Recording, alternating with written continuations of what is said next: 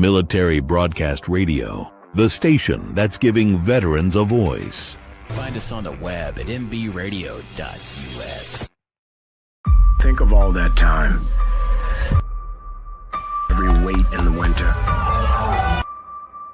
All those hours no one else saw. Every sprint in the summer. Every sacrifice. Early mornings on the levee. Late nights in the film room. Bus rides to playoff games. Every bump in the road. Every moment of ecstasy.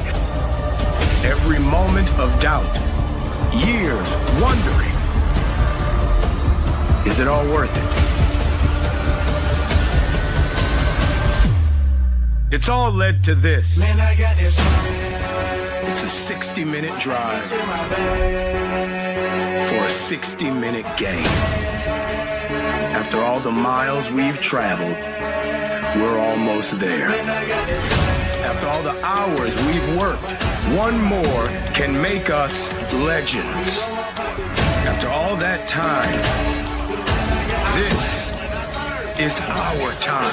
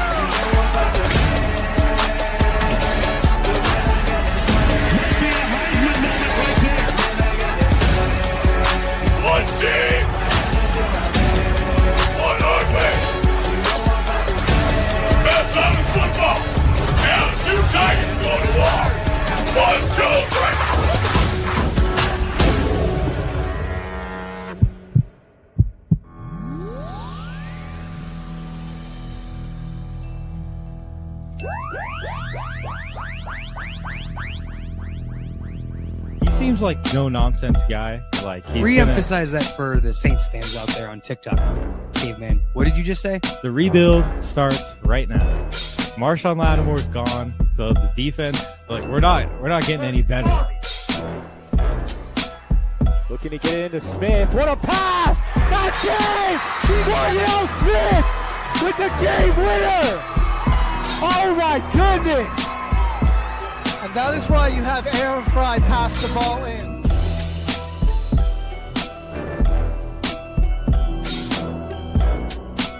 A career year.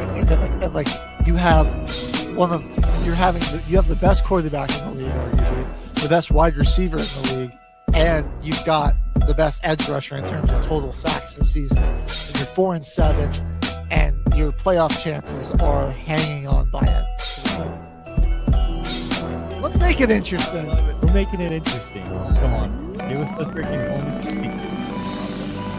We'll take it. Oh, no! Oh, no. Put him in there. This back the Put him in there. Who the heck is that guy? Deflected good, help defense from the Warriors. Oh, what a pass! And Kuminga throws it down! This could be the pass of the year so far. You might watch every game the rest of the season in the NBA. Mr. Announcer guy. So don't you go saying that you're never going to see that. You're such a hater.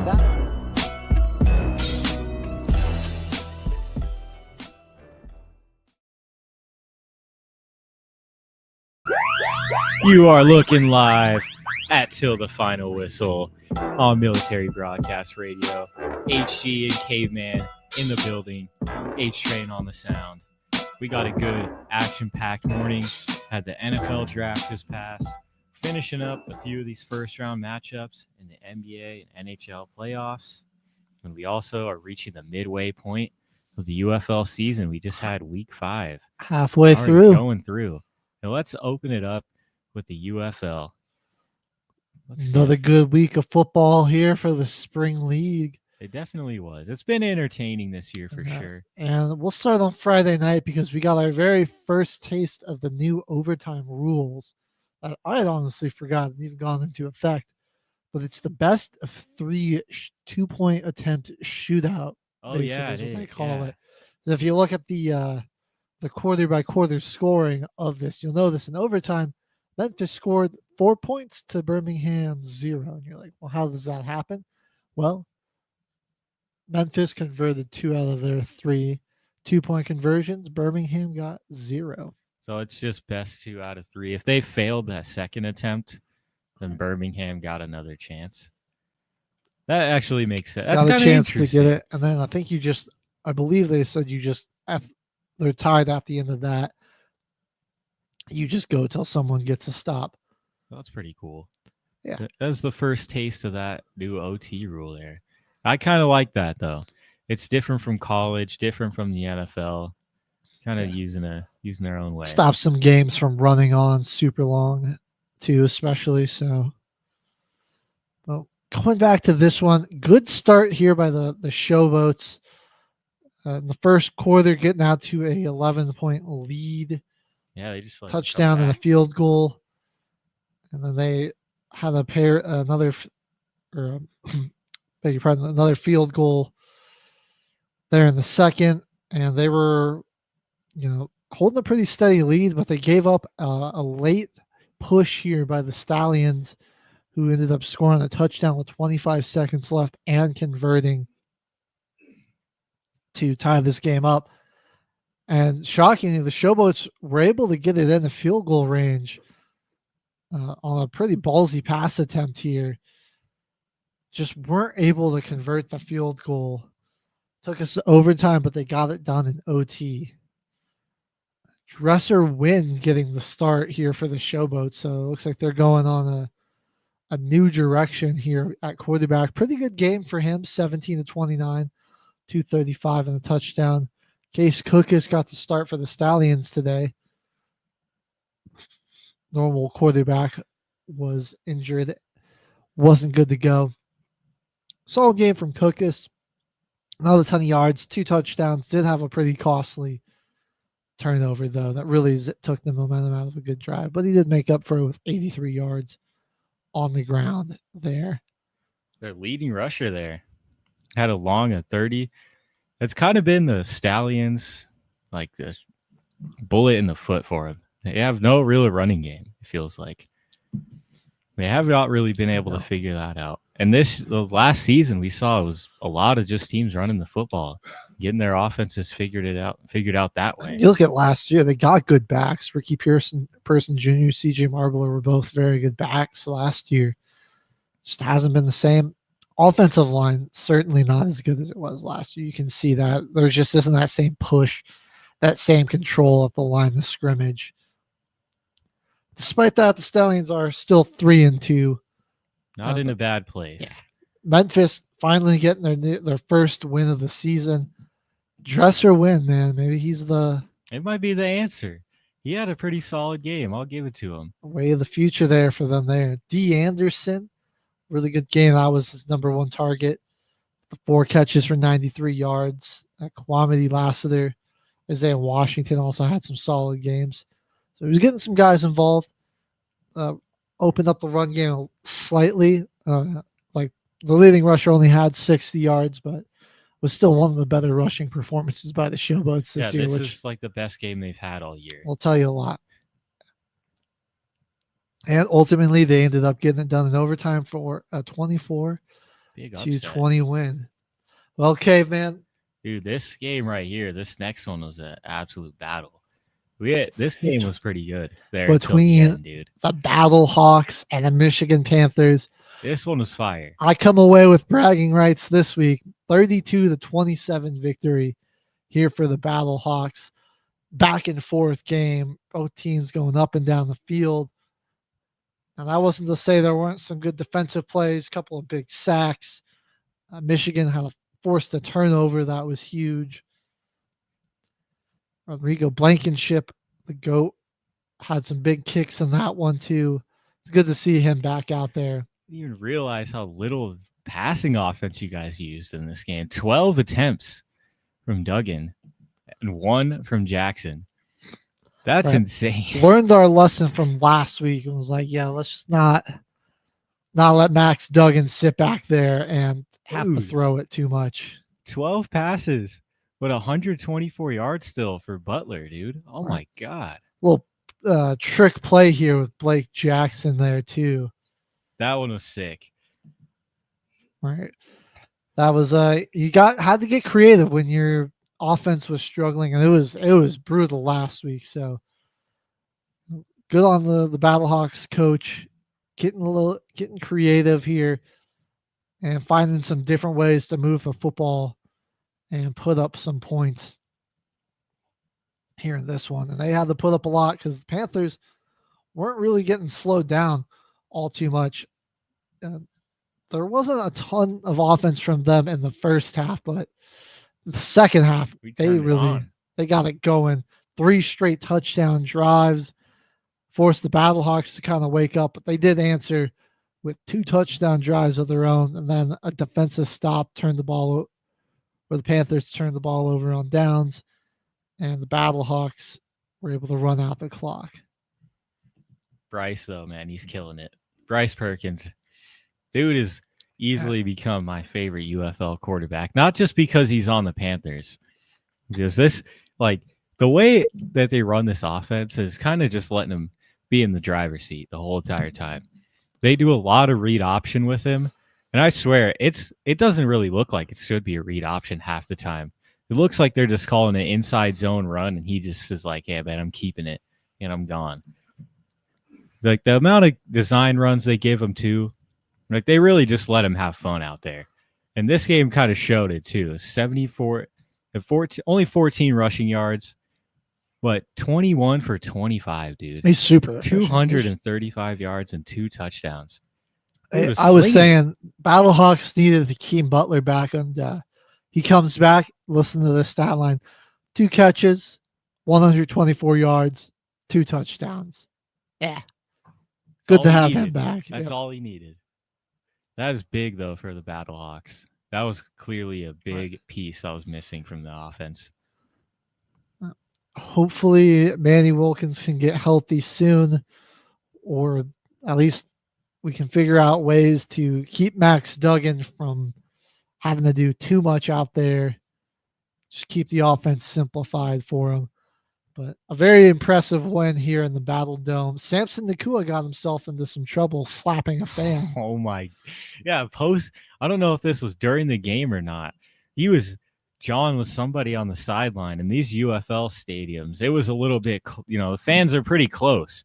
He's close enough to reach out and slap this guy across the face and just walk off after the game. So he got suspended for that. I believe it was Rightfully so. 3 games, 2 games, something like that. Man, he's not going to miss a ton of this season, but he's still going to be out for some time. Another really high scoring affair here between the Defenders and Renegades, and we kind of saw this one coming last week. It wasn't like there was a lack of defense. It was just a crazy game in general. Each team forcing 2 turnovers.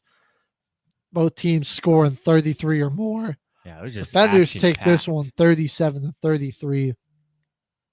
Man, where do we even start here? The QB battle here was just something special. Te'amu and Perez were both slinging the rock. Te'amu, again, dude, just the most unethical passer though. Like the 308 yards, 3 touchdowns, and a pick. So you're like, solid stats, but he does this on 50% completion percentage. Yeah, he's just slinging it, dude. All right. He's just chucking. It kind of, in my mind, it just doesn't make a ton of sense because if you're throwing that many incompletions, I mean, I'm seeing it work, but like as a someone that's been watching football for years, like it just doesn't make sense to me like that. Yeah. You can throw this many incompletions and still put up the amount of yards and points that they do. Like that just is a lot of wasted downs in my mind, but it feels like it is. And then they mess around and score 37 points and win the game. Right. It's just crazy. They barely even ran the ball. Especially like he's a 50% completion percentage with basically 0 run game. He was the leading rusher. Yeah. All they with did 37 yards and a touchdown. So 4 total TDs for Te'amu. He's been balling out. I believe the defenders were 7th in the power rankings, preseason power rankings to start the year. And right now They jumped up to it. they look by far like the best team. Just started the in the season in league. stride, really. Yeah. The emergence of Cornell Powell, man. Hadn't really heard of this dude before. Hadn't gotten involved a ton in their previous games, but leading receiver in this one, 89 yards and a touchdown. Braylon Sanders, also with 81 yards and a touch. Chris Rowland, they were just trying to get the ball in his hands by any means necessary. And I like that. He's got, for a small guy, dude, he's got that game-breaking speed. He's really quick. He is really quick. Got on him 7 catches, 61 yards, and a touchdown. The Renegades side of the ball, Deontay Burnett with the lone receiving touchdown there, 78 yards. But Tyler Vaughns, Isaiah Winstead also contributing plenty of yards. The Renegades had a bit more of a rushing attack here. Kalen Balaj did put up 79 yards and a touchdown on the ground, 108 total yards on the ground for the Renegades. Now over here on the defensive side of the ball, we had some pretty impressive performances from Anthony Hines, Kelvin Joseph. I mean, those guys felt like they were all over the field. I mean, but you look at it between the two of them, 19 total tackles. Yeah. Hines picking up a sack and a TFL as well. Joseph back there in the secondary, but still coming down for a TFL and one pass breakup. And all 8 of his tackles were solo tackles, which I thought was really impressive.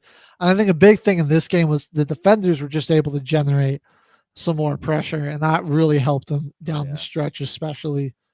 And that just caused a lot of pass breakups too. 5 total sacks. Andre Mincy and Derek Robertson with each a sack and a half. Those guys were, and even then they were still getting a lot of pressure out, besides the 3 total sacks they had between the two of them. Yeah, 5 sacks, 5 tackles for loss.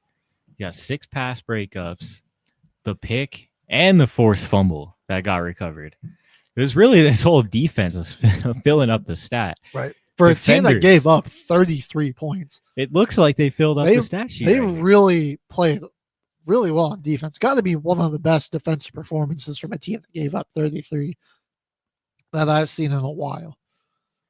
Which, I mean, it just makes you think like how many points the defenders would have had to score had their defense not played like this. Yeah, this may have been like a 50-55 final score. Very well could have. And the Renegades, they got off to a strong start, but the end of that game, I mean, like the offense was humming there in the first half. Second half, that's the defenders really changed the tone of this game, right?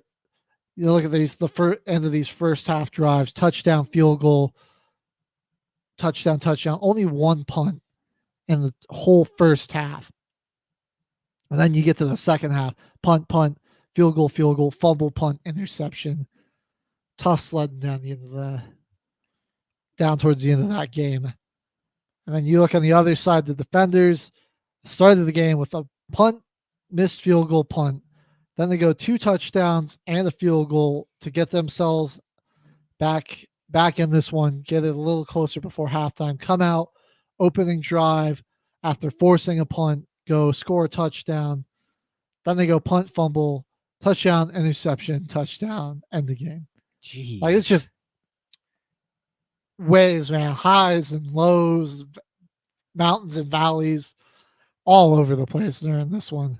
Yeah, that's tough. It was an action-packed game. Kind of shows when the defenders' defense kind of started to lock in a little bit too. That second half, that defense of the defenders was really controlling factor of that game. Yeah. This one, a lot of fun to watch. And our last game here before we head to our first music break of the day. Not a lot to really dive into here. Brahmas just kind of got whooped. 27-3, boys. Blanked. 27-3. 27-3. They managed to put together a somewhat respectable drive. I wouldn't even really say it was all that respectable. They got it. I mean, their defense forced an interception, and they were able to kick a field goal off of that after going for 4 plays and 7 yards. That was their momentum swing after getting the pick. Yeah. It was 4-play drive that led to a field goal. This game just got so boring after halftime, and it wasn't all too interesting before halftime. Just the Roughnecks kind of steadily controlling this. They go field goal, touchdown, right coming right out of halftime, and then after that, that field goal off the interception was all the scoring we got the rest of the game. A couple of interceptions, turnovers on downs. Just looked really bad. Yeah, rough game from them. Out of the Brahmas. Rough game. I mean, you look at they couldn't do anything. 41 passing yards as a team. Yeah. I mean, that's San Antonio got dominated. 35 from Kellen Mond, 29 out of Garatino. And then you take away the sack yardage, that only comes out to 41 yards. So Anthony McFarland had more rushing yards than either quarterback that came in the game had passing yards. That's terrible. And they're both thrown under the percentage of Te'amu. Yeah. And you think like, maybe there were really some big numbers put up by someone on the Roughnecks side. I mean, not really. Not 4 really sacks. Wasn't like it was a crazy sack game. Wasn't like they shredded on offense. I mean, 171 yards from Jalen McClellan. He didn't even have any touchdowns. And then he threw a pick. Like the Roughnecks just kind of got, they just were playing San Antonio, having one of their worst games of the season. Wasn't even a very impressive performance by the Roughnecks. Just San Antonio was so awful in this one. Yeah, they were getting. It was a rough showing from them.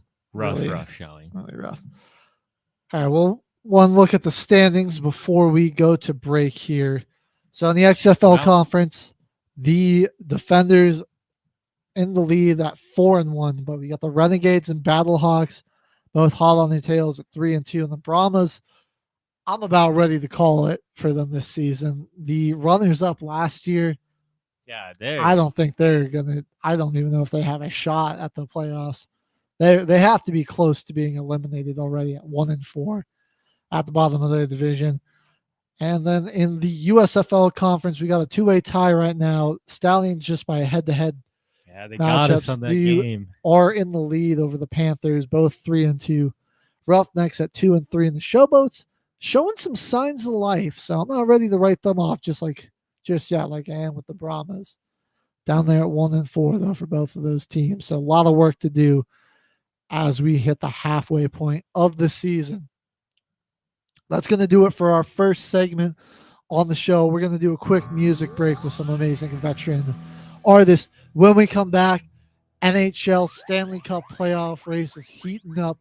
The first round action is starting to come to a close. Who's clinching? Who's moving on? What series are tight as nails? Come back and find out here on Till the Final Whistle on Military Broadcast Radio.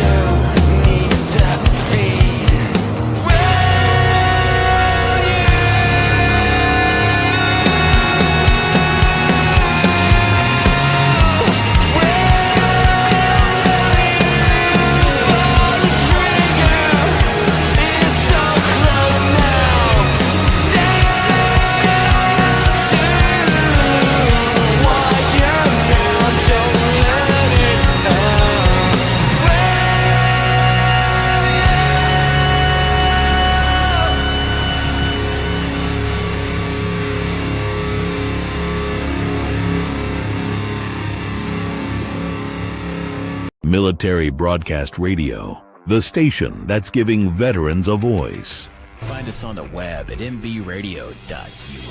Opinions expressed in this program are those of the speakers and do not necessarily reflect the views or positions of any entities they represent.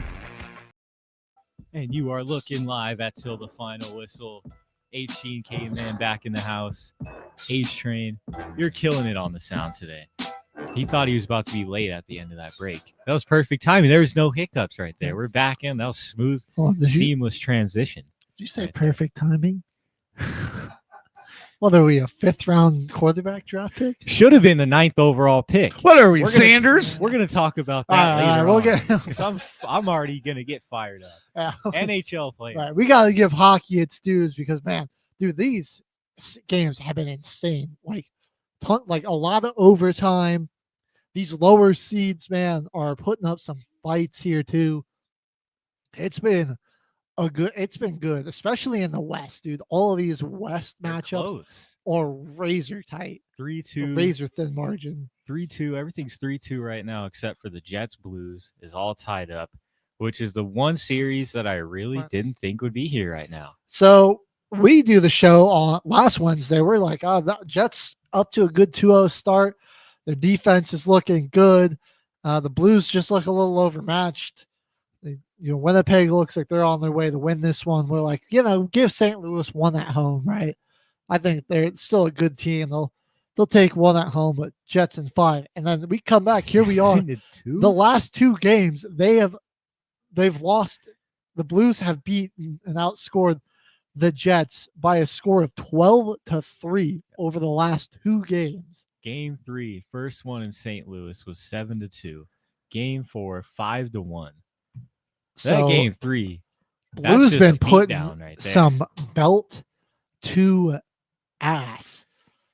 3 unanswered goals in the first period, and they finish it off.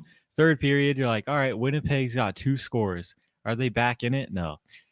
St. Louis gets the final 4 goals that they scored. The final 4 is 7, all in the third period of this game to really finish it off. And it's all mixed around. I'm like, I thought we had a little momentum maybe coming back here for the Jets. Nah. Nope. Closed the door, slammed it shut on that. And you want to talk about big problem. Look at power play opportunities. Double that of Winnipeg's. 8 power play opportunities. Yeah, that's 3 goals off of the power play there. So honestly, hey, impressive defense all in all.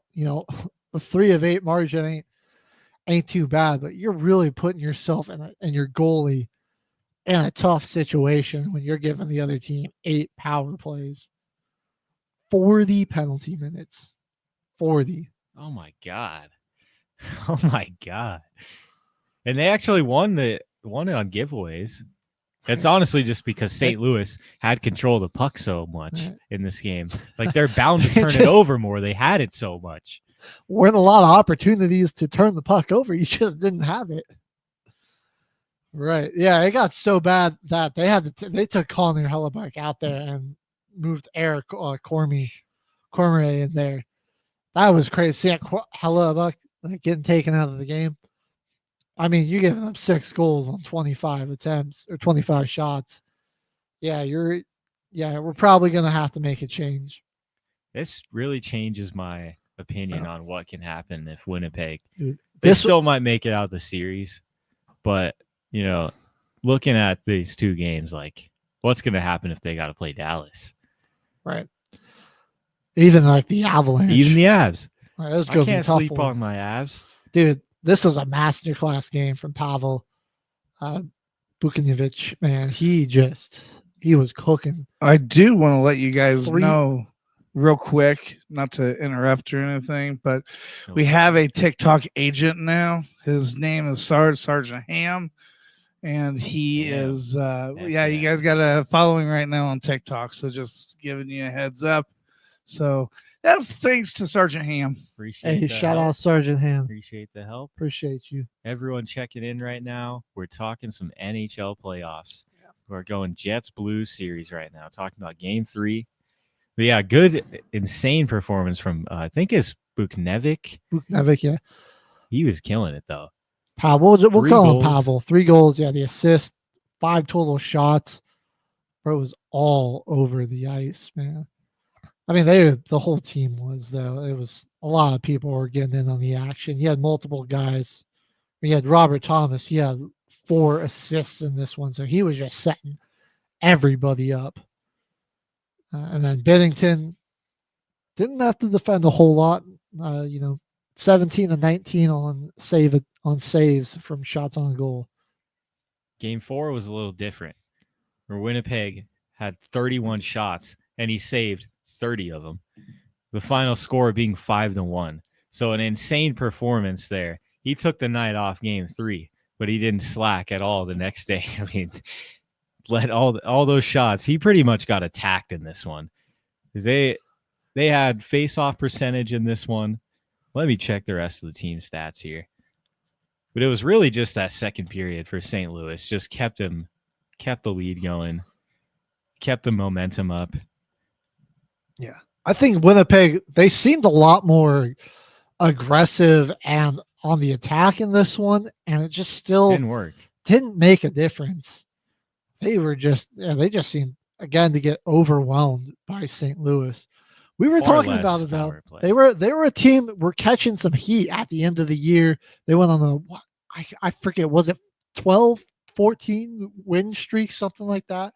Let me check. Something crazy here to end off the year. Like they had a nice win streak, and then they finished the good final 4-game stretch there as well.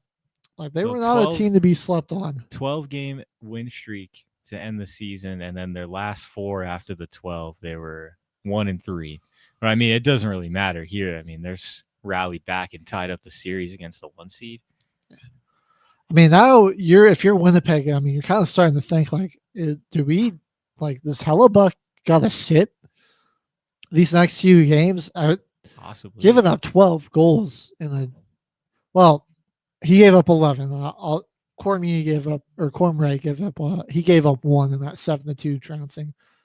But 11 goals, man, in 2 games out of an all-star caliber goalie. I mean, sometimes you just got to make a move and just go on. But yeah, these Blues, man, they're on a little bit of a run. I don't know if I want to say that Winnipeg still doesn't win this. I mean, they were the best team in the regular season, but I don't have a ton of confidence in them to close this out anymore. I mean, this has been, it looked like they were having trouble putting the Blues away in those first 2 games, and then they just got steamrolled the next 2. So I think I'm not looking so good. You know what? Call me a prisoner of the moment, but I'm switching who I think's winning this series. Give me the Blues in 7 now. I like it. You know what? Let's go. I'll ride with the Blues here. I'll ride with the Blues. So I don't really follow much of hockey. So is the Avalanche out then? No, they're in. Oh, they're in. Yeah, okay. There's 8 teams and each conference that makes it. Oh, got it. Or 16 teams. It's like I said, I don't follow much hockey. They have a 7-game series like the NBA. So there's opposite from the Nuggets. We are losing the series 3-2. No, we're winning our series 3-2. No, the Avs are down. Which I really thought they were back in it, but they the last 2 games they really kind of slipped out of it. They won game 4, but because they got just whoops in game 5. It And really feels like they're letting the series slip out of their hands. I mean, a choke jobs in games 2 and 3. No, absolutely no reason that they shouldn't have won those. Shouldn't let them go to OT, and then they choked it away in OT. So, I mean, the 2 wins have been dominating by a combined 4 goals, and then they got blown out here in game 5. Roddy's listening tonight, or listening today. Morning, Roddy. How you doing? What's up, Roddy? We got game 6 is gonna be on the 1st of May here in Denver. Home crowd's gonna need to bring it. It's Amber. I mean, like they should have realistically probably closed this thing out like 4-1 by now. Like I can see them, like Dallas getting a game, but two choke jobs in game 2 and 3. Slip. Yeah. And until game 5, there had only been until game 5 started and they got those first goals in the first 9 seconds of the game, the Avs had been leading for all but 1 minute and 2 seconds of this series, and it was tied 2-2. Like that goes to show you, they just couldn't close out Dallas. And now they're kind of on the brink here. I don't know how I feel about their chances. I think they can force a game 7. But then you're going back to Dallas on their home ice, and they were playing like a team possessed on their here in game 5. Just going over some of the stats from that one. Pretty equal opportunities on the power play. Dallas was a lot better on the face-offs. They blocked a ton of shots. Not a ton. Avs were better with the takeaways, but couldn't generate anything off of that. And dude, this Jake Ottinger is this guy's a stud, bro. He's cooking us. He has had some improbable saves that still don't even make. I still can't quite wrap my head around some of these saves he's been making. He's been absolutely cooking us this series. You've seen it. The main goals that we scored, we showed that one last week. The main goals we score are the insane ones. Right. If we get a regular shot set up, just a 1-2 punch, easy shot, he's gonna save it. We have to literally shoot a between the leg shot with one in the air, skating on 1 foot, balancing. That's the only way we can really score on this guy. He's insane. Yep. And I think Mackenzie Blackwood up until this game had been playing really well. But now he is looking overwhelmed out there a little bit. I mean, he gave up 5 goals on 18 shots. We had to switch it up, go to Scott Woodwedge. Hey, you know what? I would say, yeah, maybe or Wedgwood rather, Scott Wedgwood. Mix it up, man. Leave Scott in there next game. Excuse me. And somebody's got to just make a play out there with McKinnon, and he's been doing. He's people just need to get down there with him because he's like on these breakaways. Like if he could just have another person skating down there with him, I think this would go a whole lot better. Exactly. He has a lot of opportunities. He gets it. He gets his when he's out there. But it's like you're saying, just one more person to come down on a break with him. Get him a couple assists. Because he's really saving the team in this series. Yeah. But game 5, this game was, like right from the start, you're like, oh boy, this is going to probably get ugly. Yeah.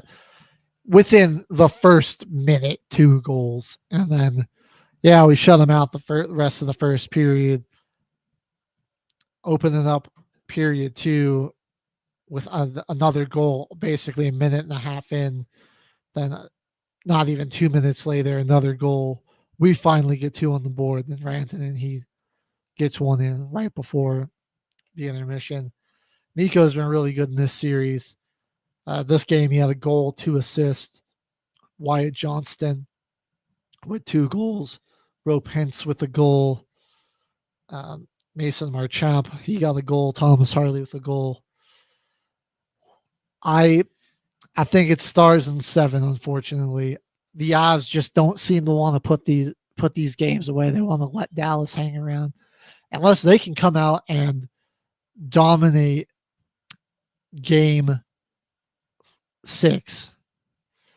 We got to just I'm not feeling super confident. I feel like they should have won this series. I don't know. or at least coming out of game 2 or 3, we should have won one of those. Here you go. The comment from Kyle. Blackwood's doing fine. First 2 goals were fluke goals that never really happened. Other ones on power play or deflections as skaters turn the puck over a little bit. Yeah. That's fair. That's fair. I feel like I get a little overreactionary when it comes to my team. So give me thanks for the reality check. We're going to the draft here soon. Yeah. This has just been so frustrating. I think the Avs should have won this series already. But you know what? It's not over till the final whistle or horn sounds. So no pun intended. No, there is definitely a pun intended. You play on. All right, dude. We got another series that's blowing my mind. The Wild and the Vegas Knights are in a tight race here. Dude, Minnesota, shout out the Wild. Going up 2-1 as the lower seed in this series. And that's 10-4 in those point spreads across those 2 games. Vegas pulling it back though in their last two. But this series has really been another one to shake up the Western Conference. So we go to game 4. Big must-win game for the Golden Knights on the road here. They got it done. Credit to them. They had to kind of scrape this one out though. Overtime game. Man, this is what the second. This was it the first or the second game to go to OT in this series? There's been at least 2. I think there might have been 3. I think this might be the second or third. Right, but a lot of overtime between these 2 teams here. Vegas gets it done in OT, and they had to scrap back there on the third, going into it down 3-1, down 2-1. They give up a goal, but they score 2 in the third period, keep the game tied, go into OT, get the job done there. They had a lot of power play opportunities here, 5 in this one. And they were clearing on the face-offs. We go over to some of their top performers, though. Give me just a second. This game, not a lot of penalty minutes. No, it was really surprising. 10 for Minnesota, 4 for Vegas. Clean game here. Which is surprising because they definitely dropped the gloves more than once. Yeah, this series has had a lot of fights, and I think that's where the Wild are kind of getting them, is because they're really just going and being the aggressor in this series. And when they got their home ice is where they really started to show. They were like, yeah, they're just coming in and kind of prove that they're the tougher team. I really like that strategy. It's making for a good series. So this one, Vegas had to just put on an onslaught. 4 goals, man, and none of them coming easy. Felipe Gustavsson, 46 shots on goal in this game, man. He saved 42 of them. So this one, I can't even really put this on him, man. I mean, you were under fire in this one, like under siege. Your defense got to step up and do you some favors here. Yeah, 42 shots. I mean, 46 shots on goal. That's just insane. Yeah, 46 shots, Adam. Only allowing 4. I mean, your offense has got to keep you in that game too there. I mean, they tried their best, though. They had a lead. That's those defensemen of the Wild there in that game. Tomas Hertl, I like some of his action on this one. He had a goal and an assist in this game. He was doing a really good job keeping the pressure on there. Then it was Ivan Barbashev with that goal at the end of overtime to win the game. I thought he played really well in this one as well. And then we got to go to game 5. This ended last night. The Wild, they should have had this one, though. They should have. This is one that really they let go. They should have won this game 3-2. They scored late in the third period, and they got called back because of an offsides call. They got that goal wiped away. And then this game ends up going to overtime. again, and they lose it in OT Because again. I'm telling you, it was garbage, man. They should have had this one. It was. And it was a good call. Like, you watched the replay, it was pretty clearly offside. It was offsides. But that's just not the way you want to lose a game. Wiped away a Ryan Hartman goal late in the game. That's another good game out of Boldy here. And Gustavo, not as good in this one. He ended up actually getting pulled after going 23 or 25 on save attempts.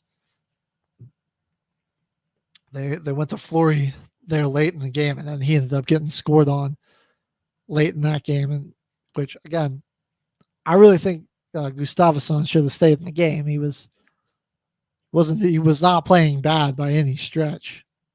I think like more on your defense than the goalie. Ease up, like take some pressure off of this guy. This has definitely been probably my favorite series, though, with just how these two teams are really playing. This one's been really, yeah. This has been my favorite. Minnesota's just playing their brand of hockey. Like the one Avs game I did go to this year was against the Wild. They beat us in that one 3-2, but they had more shot attempts. It felt like they were way more aggressive on defense, and they just attacked the puck wherever it really ended up being. Like whoever had it, they just had more hits that game. It felt like they were the only ones that really came to play. And like that's just their style. They come out really aggressive and they want to take a lot of shots. This one here, only 22 though. And in the last game they had, I think Vegas had like 14 more shot attempts in game 4 than Minnesota. I'll tell you, this Wild and the Wild Golden Knights series has been really good, but this LA Edmonton series might be my favorite. Another 3-2. It's been real good. Some stacked teams on both sides here. And some high scoring games. We've seen 6-5 games, 7-4, 4-3. Like the offense it's there. It's firing in all cylinders. And it looked like the Kings might, we're going to probably take this series. They get 2 wins to open it up. And then Edmonton has rattled off 3 straight wins, including a game 4 overtime thriller. 4-3 victory there. And the Stanley Cup runners up from last year looking to close it out on the 5th at home. I think they can do this. I think I'm giving Edmonton in 6. They're on a heater. They're starting to click. Like LA's been playing them really well, but like Edmonton looks like they've just got it figured out. Like, looked like they were a little unsure of themselves this first 2 games of the series. Hadn't quite gotten back into the flow of the playoffs. These last 2 games, I mean, they're playing high-level hockey. Yeah, they found their spot. They found their stride. They're playing some pretty good hockey the last 3 games. And this game 4, Beauchard with 2 goals here. Honestly, it hasn't even been like the craziest series for McDavid. Like he's usually picking up assists. Didn't have a goal in this game, but he had 2 assists. And this one, Draisaitl, 1 goal, 3 assists. So the Stars of Edmonton still finding ways to, still finding ways to make a difference here in this one. On the LA side, man, Darcy Kempor got just assaulted this game. 48 shots on goal in this one.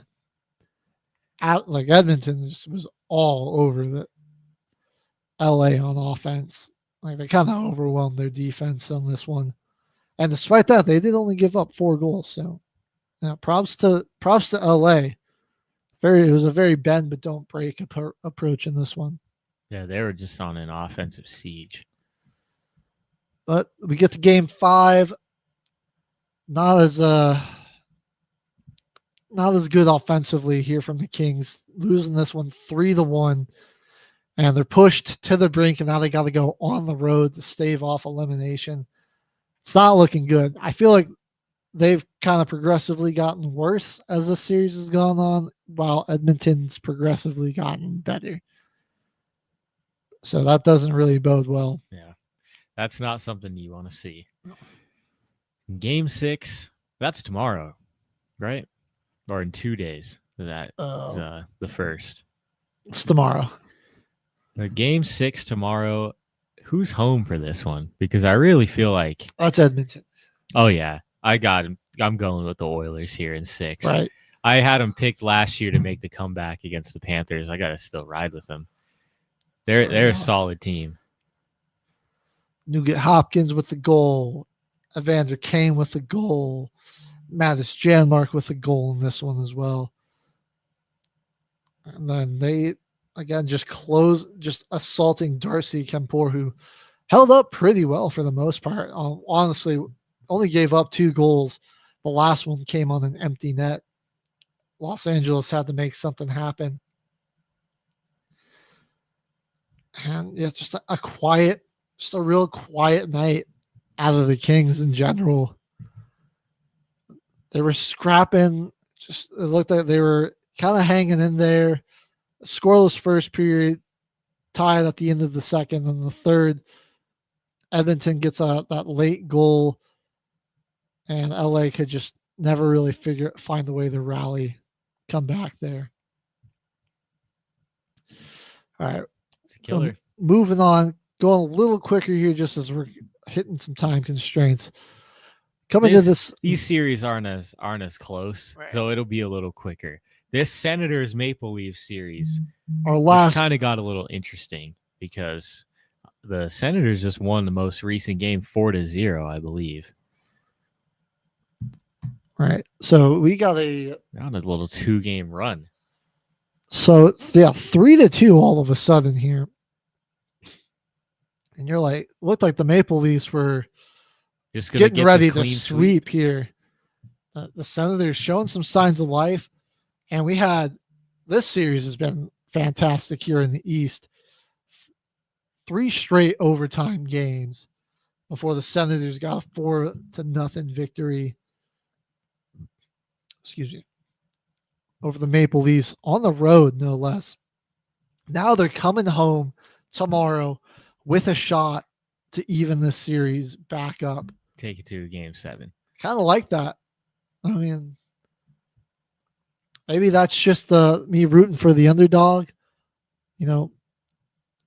But I like their odds of that potentially happening. I like the Senators.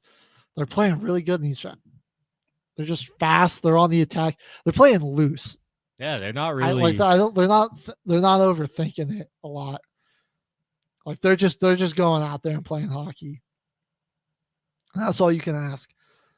Game 4, David Perron, Shane Pinto, Tim Stools, and Jake Saunderson all getting a goal in there. Their goalie, Ullmark, held up pretty well. 34 attempts, only gave up 3 goals. Much better than Stolazar, who 4 on 21 shot attempts. Then we go over here to Game 5, where they pitched the shutout.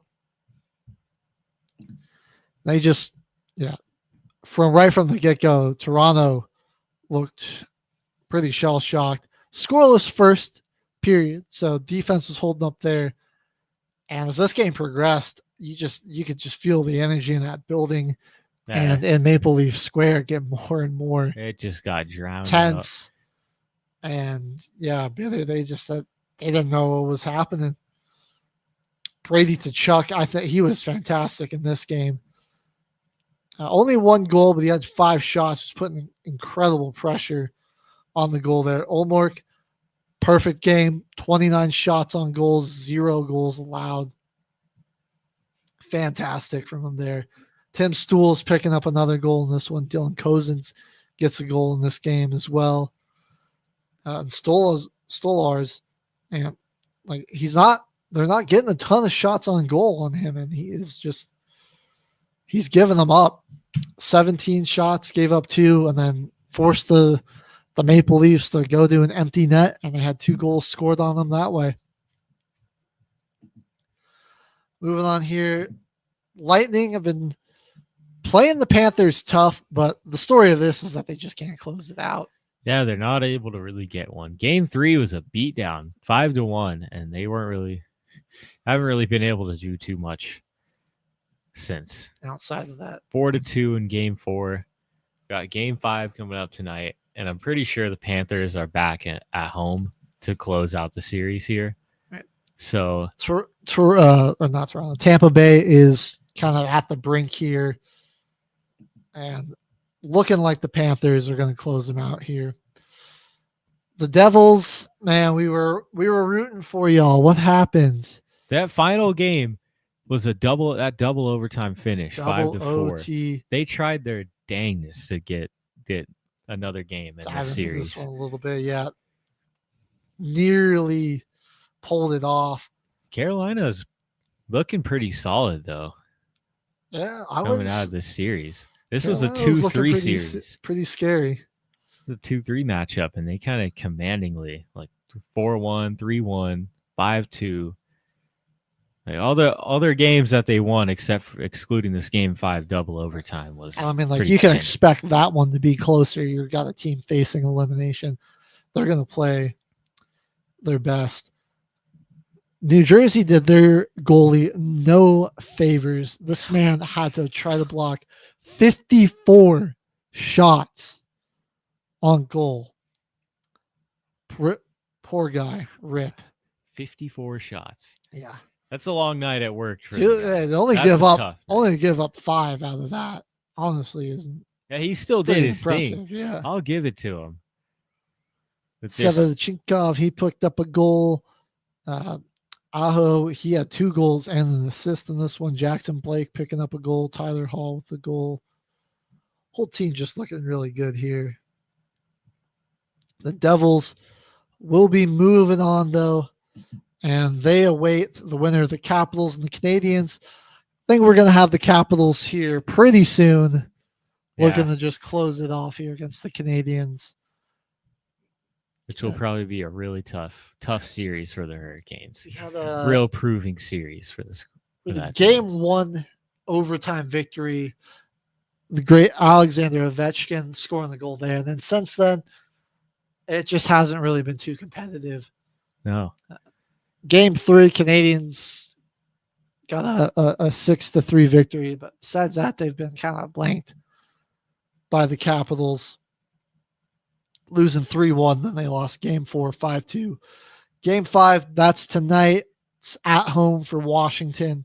I expect them to close that out. Another gentleman's sweep here in the first round. Close it on out and off to host the Hurricanes in round 2. All right, that's going to do it for our NHL coverage of the first round. Don't go anywhere, though. We got NBA first round action to break down. A couple of series wrapping up and coming to a close. And the NFL draft is come and gone. How'd your favorite team do? We've got draft grades and our favorite picks and breakdowns of all the draft classes coming up here on Till the Final Whistle, presented by Military Broadcast Radio. We'll be right back.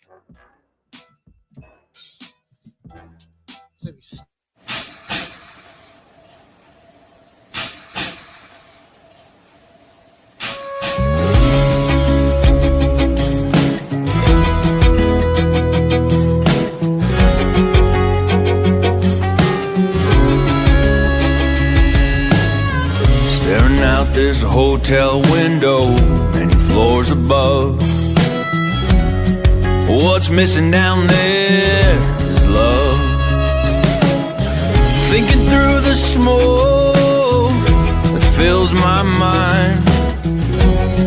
Don't worry, it's not my first time. Adios, amigo. I'm so glad I seen you. I won't be seeing you around. Adios, amigo. I've been looking for you since I stepped foot in this town.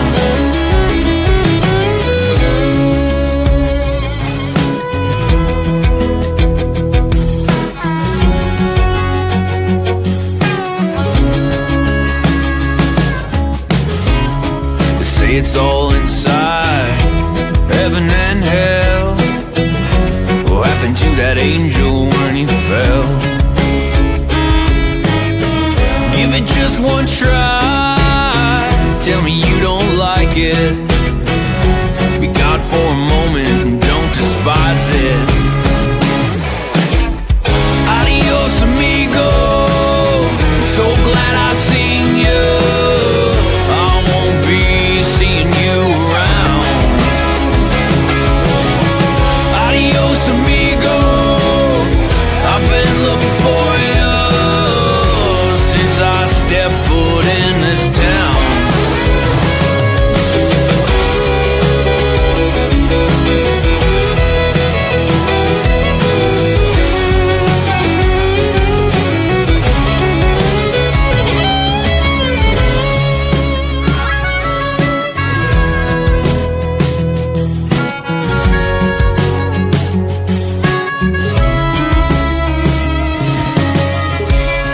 Step outside and breathe. Play a little in the street. Hope it's not me they're sending. Move on from over there. Give the kids a little scare. Oh, these fences, they need mending. Adios, amigo. So glad I seen you. Seeing you around. Adios, amigo. I've been looking for you since I stepped foot in this town. Adios, amigo. So glad I seen you. I won't be seeing you around. Adios, amigo.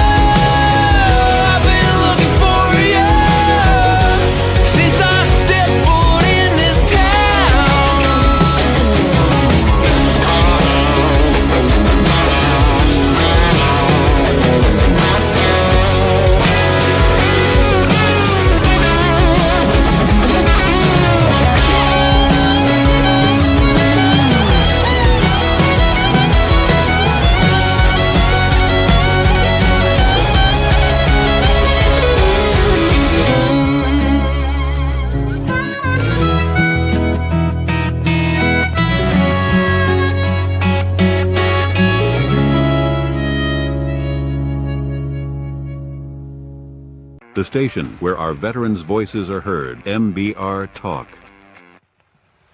Hey, thanks for tuning in. Welcome, Quack. Program are those of the speakers and do not necessarily reflect the views or positions of any entities they represent. The web at mbradio.com. You are looking live at Till the Final Whistle. HG Caveman, H Train back in the house. I want to give a quick shout out to that song. I just realized at the very end they got a new music video for it. Oh yeah. It was. Yeah. That's a new music video, right? Right. Yeah, that's one of them. That's pretty. We cool. got several coming. We've had that song on. It's just it was a different video before. I never realized until the very end. Yeah, we've cool. we've got several coming on. We just haven't loaded. We've got about 65 videos still to load. Nice. Yeah. Good No selection. veteran for artists, everybody. send them our way. We'll try to get their music spotlighted on the show. Well, All right. Get into the NBA playoffs. We're starting on the East because we've got more matchups that are kind of already decided here. Yeah. Let's start with Cleveland and Miami. Because it's garbage. And Why not? One of our first this was a sweeps sweep. of the year, This was of the sweep. playoffs. Kind of saw this coming. A Heat team that Showed I didn't fight even here. think Yeah. I didn't even think they were going to make it into the play-in or Yeah, I make it didn't through the think they play-in. would get Truthfully, through. No. I wish it was the closest game was their game 2 121 to 112 loss. The Cavaliers just dominated them. Cleveland has put together a incredible roster from top to bottom. They've got a great bench unit. They've got great depth. I'll tell you what, a couple of guys that have been a little inconsistent in this series for my liking that I think might be some issues for them. Just the nitpick here. Max Strus, Sam Merrill haven't exactly liked everything I've seen from those guys. They gotta Garland's start hitting. They gotta start hitting their shots. Darius Garland's a little banged up. So when he comes back, I mean, it'll really just be more, for the most part, Strus. DeAndre Hunter, love the trade for him coming off the bench. He's such a weapon for them now off the bench there as well. He's good. Dean Wade's been pretty good for him. He just adds a lot defensively and rebounding wise. Mobley, our defensive player of the year, well deserved. Jared Allen, also such an underrated defender. I mean, you look at this game and they just ran away in game 4 to close it out. A 55-point win to close out the series. Miami has a ton of issues, a ton of holes to fill. We didn't realize it till they lost Jimmy Butler. Yeah, that he was maybe holding up a lot more than what that team they were actually worth, I think. Because they lost their guy when he went to Golden State, and it really hurt their roster. I mean, you're Bam Adebayo and Tyler Hero as your big 2 stars that carry you all the way. It ain't happening. I'm sorry to say, it ain't happening. Bucks, Pacers. I was the first guy to say, I was saying it all night last night. I went to the gym and played some basketball with my friends last night, my boys.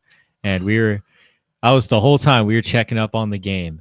Every once in a while, I'm like, Bucks in 7. Come on. And they had a 6-point lead in the final minutes of this game and just choked it. Choked it. Andrew Nembhard comes down and splashes a running 3. And then they miss a shot. And then Tyrese Halliburton comes down. And of course, Giannis kind of got cooked by him. But he goes and gets an and one layup, pretty much game winning. And then Gary Trent turns the ball over out of bounds. And that just seals it. That was it. That choked the 3 possessions in a row. Dude, Gary Trent was playing really well this game. He had 33 points, but his turnovers late, killer. I mean, I think they kind of cost him the game, cost him the season. Giannis, gotta give him credit. He did all he could, man.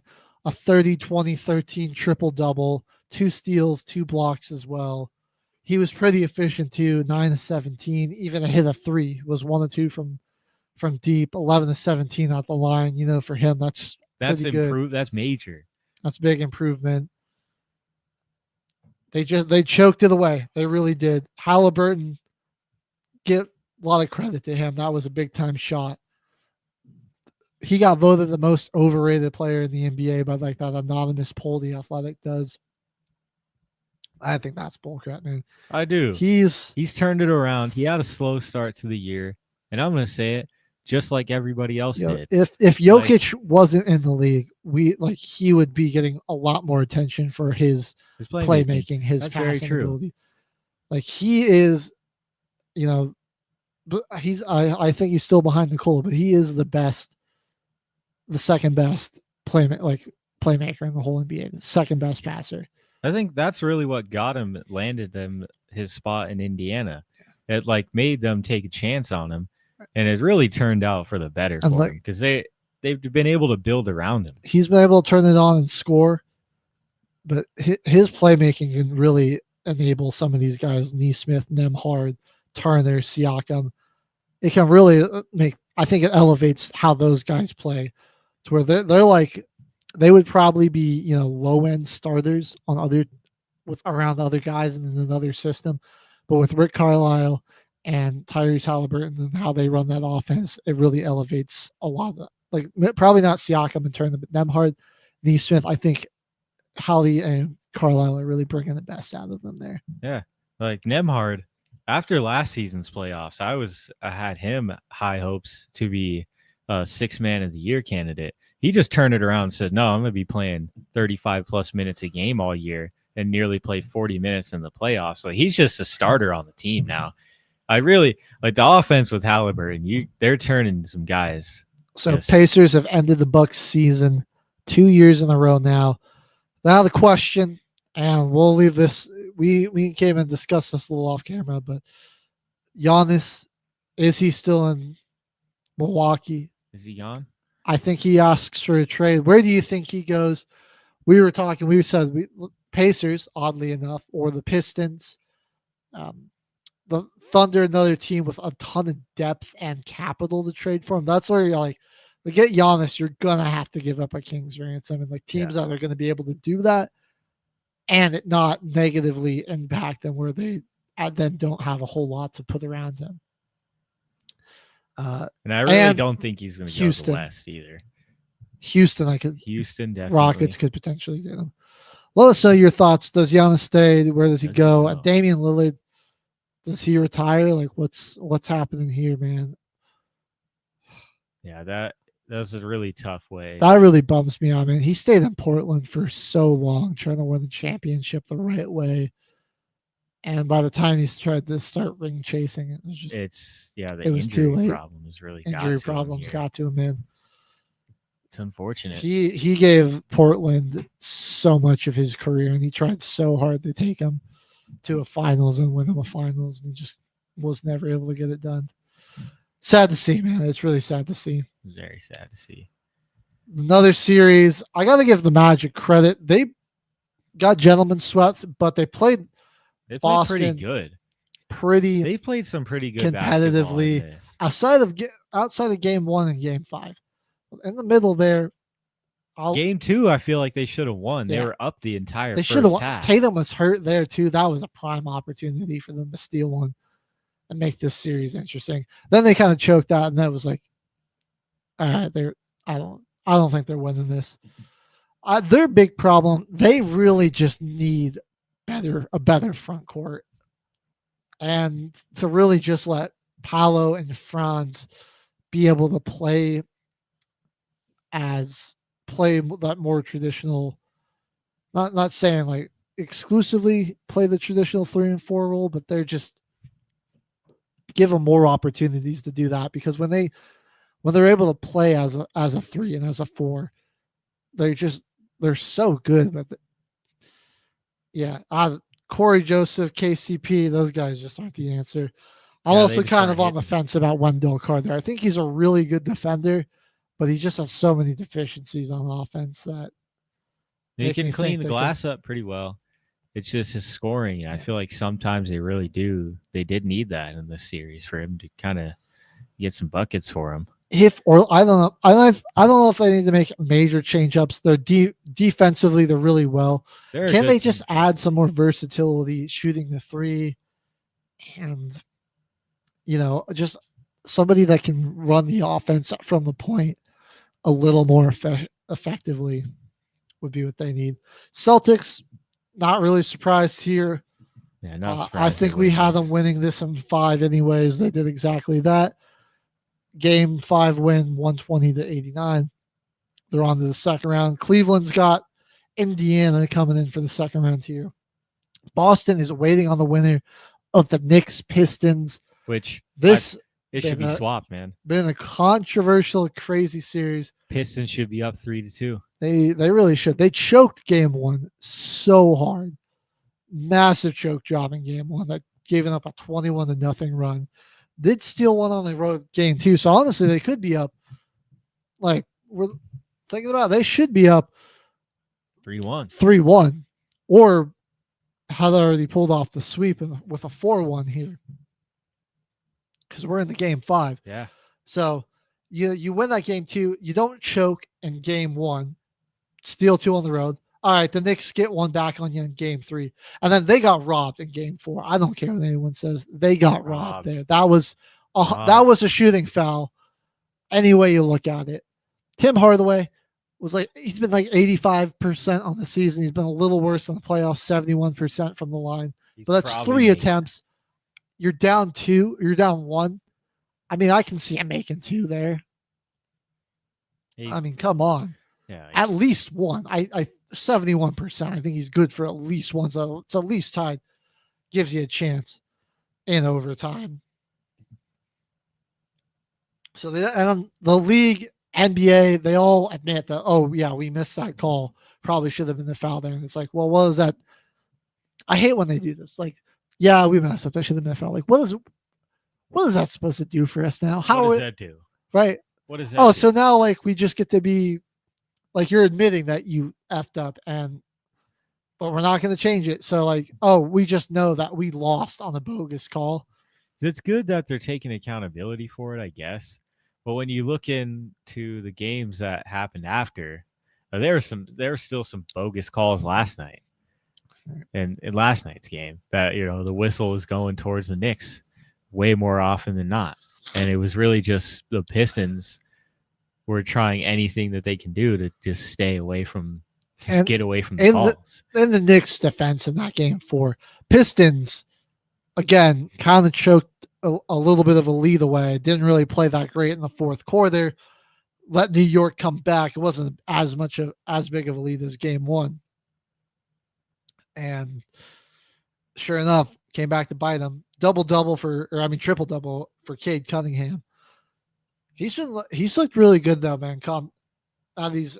Game one he was shaky, but ever since then, I mean, he's looked cool and collected. Cool as a cucumber, Cade has been. He's rebounding really well, playmaking. Has 4 block shots in this game, and 25 points. Again, Detroit, man, they should have had this one.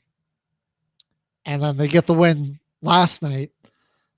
So really, they should have been looking at a 4-1 sweep. And then here we are in a 3-2 series. Game going back to Detroit, where they actually haven't won yet. They've won all of their games in New York. They haven't won a game at home yet. That's insane. Yeah.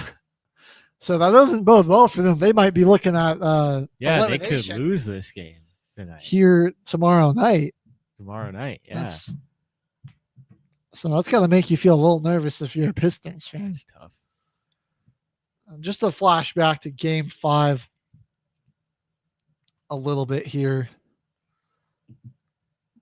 I gotta say, like, they're doing some good things on Brunson though to like make him uncomfortable, even though he's scoring a decent amount.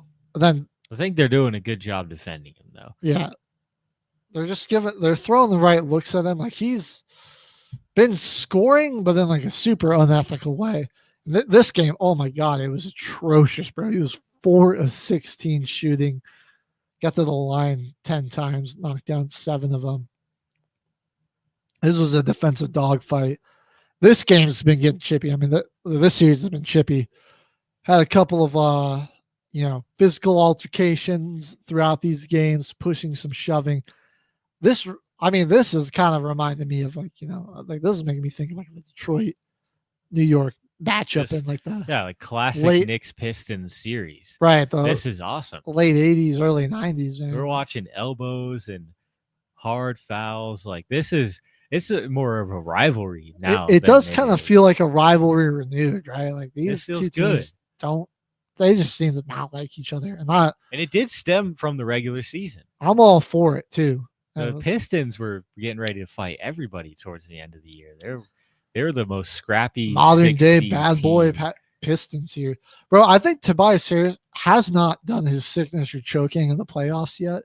Maybe that's behind him. He's been super good for them here. And him defending Cat has been huge. Because they try to switch him on the Cat a lot, and he has not been backing down. Cat's still been pretty good. He was very ineffective this game, but other games he has been pretty good. But he's been really good just defending Cat and getting them a bucket when they need it, out of that mid range. Another 24, 8 and 8 from Cade, 9 block shots and 9 steals from the Pistons in here. Their defense, they're really playing off of that. They're using their defense to create offense. 10 block shots though here for the Knicks. So yeah, defense. Game 6 and Game 7, if we need it, are going to be must watches. This has been an absolutely fire series. It's been chippy. It's been competitive. It's been a lot of fun to watch.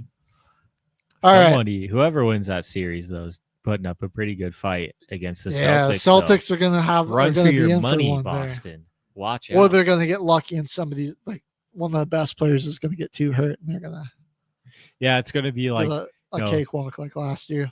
Cade goes down in Game 7, and the Pistons, squeak out of the series. Still, they still end up winning the game somehow, even though Cade gets injured. They move on to the next round and just get swept by Boston. Let's hope that doesn't happen. Let's just erase that we'll cut that one from the podcast when we post it.